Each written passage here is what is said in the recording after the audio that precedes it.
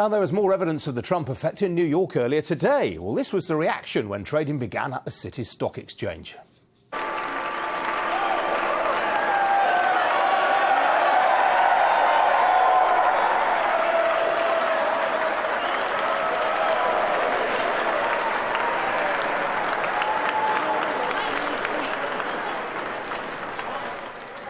And this was the reason why the Dow Jones Industrial Average went through the 20,000-point barrier for the first time in its history.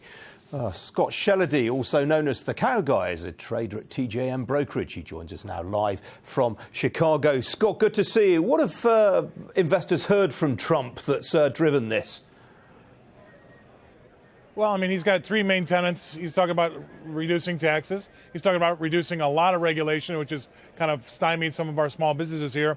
And then we've also got a $1 trillion spending plan or infrastructure spending plan or bill that's on the table as well. So you put those three together, and it's kind of hard to want to get in front of that railway train. What's interesting is it took us 5 weeks to kind of get over that hurdle, which was only about 100 points away the whole time. So in 5 weeks, it took us that long to get over this 100 points to make this 20,000. Now we need to see the proof in the pudding. We're going to need to see the economic indicators come through and tell us that, yes, some of the things that he's done as far as keeping jobs here, manufacturing jobs here, keeping some of the companies here as well, those types of things need to kind of flow through to the bottom line so we can kind of make sure that this move is for real, which I think it is. There's a lot of money on the sidelines that is now going to have to get involved. OK, Scott, I'll just give you a bit of breaking news that we've just heard from the Reuters news agency, which is that Donald Trump's just signed an executive order on border security. We'll have more on that later in the programme, of course. The Dow trading by some measures on 28 times earnings now. That's pretty toppy. No one seems to be worrying too much about company earnings right now. Well, I think Wall Street's giving him a pass on that because, again, if you take our tax rate to 15 to 20%, he initially wanted 15, but he's wiggling a little bit on that. So 15 to 20% on our taxes, which is a big deal. And then he wants, yesterday or 2 days ago, he said something about reducing regulations by 75%. And then on top of that, $1 trillion infrastructure spending plan. I mean, that's going to get things going. Now, let's remind ourselves, all right? A few short months ago, let's say 3 months ago, maybe at the most, we had a president who, for the first time in 86 years, went his entire term without 1/4 of 3% growth, all right?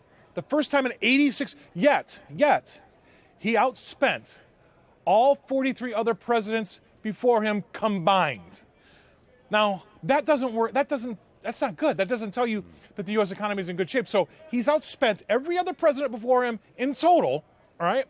And he still couldn't get 3% growth. We're going to have a sea change of psychology, and I think that's what Trump's bringing to the table. Wall Street's giving him a pass. We'll see if his 3-point plan works, and then we'll have to take a look at those the price-earnings ratios. Yeah, briefly, Scott, the Dow Jones, is it that meaningful? I mean, a fifth of this rise since November is down to shares in Goldman Sachs alone. Goldman is weighted at twice in the index that Apple is, even though Apple's 6 times the size. Is it that meaningful an index?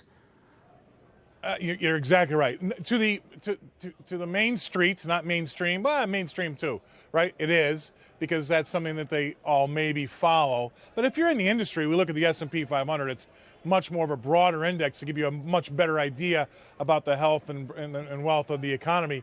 The Dow is too small, and so, like the other players like you just mentioned, have too much of a stake in it, then it kind of distorts how things are. But the mainstream media, the first thing they'll put on the news tonight is going to be 20,000, I guarantee you. They're not going to put the S&P 500 up.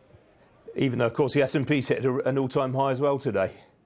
Right, exactly right. So the one that really gets the headlines still is the Dow and the New York Stock Exchange, and we'll let them do that. But at the same time, remember, the proof's going to be in the pudding. We're going to need to see the economic indicators come in and really kind of shore up these prices here, or you could see things pull back.